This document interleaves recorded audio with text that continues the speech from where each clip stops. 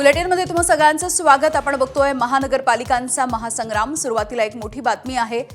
भाजपची राक्षसी भूक पाहवत नसून इथे मोठ्या प्रमाणावरती हप्तेखोरी सुरू आहे असा गंभीर आरोप अजित पवार यांनी काल केला होता आणि यावरून आता भाजप चांगलीच आक्रमक झालेली आहे।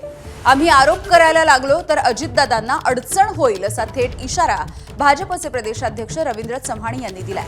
तर चंद्रशेखर बावनकुळे यांनी देखील अजित पवार यांच्या या वक्तव्यावरती प्रतिक्रिया दिलेली आहे।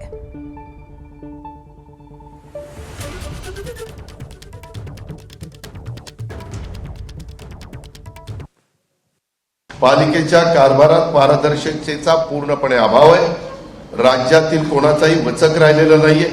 त्यामुळे शहरामध्ये लुटारू गँग तयार झालेली आहे आणि या भ्रष्टाचारी राक्षसाचं दहन करण्यासाठी आम्ही हे सगळ्या निवडणुकीच्या मैदानात उतरलेलो आहे।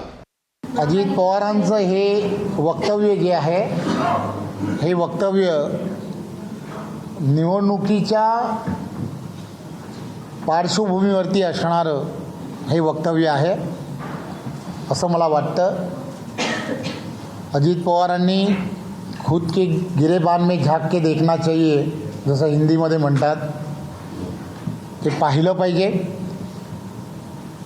ते कोणत्या पक्षाबद्दल भटतायत, आरोप प्रत्यारोप कसे करावेत हे त्यांनी ठरवलं पाहिजे।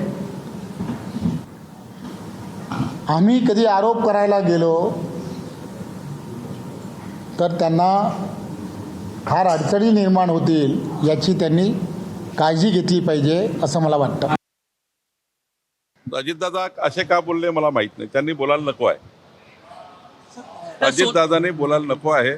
आपण मित्र पक्षात जरी विरोधात लढलो तरी महायुतीमध्ये कुठलेही मतभेद मनभेद होणार नाही याची काळजी माननीय अजितदादांनी आणि आम्ही सर्वांनी घ्यायची आहे। माननीय मुख्यमंत्री देवेंद्र फडणवीसजी यांनी आत्तापर्यंतच्या निवडणुकीच्या कुठल्याही भाषणामध्ये कुठल्याही नेत्यावर कधी टीका केली नाही, कुठल्याही पक्षावर टीका केली नाही। विकासाचे राजकारण केलं, विकासाचा व्हिजन मांडला आहे।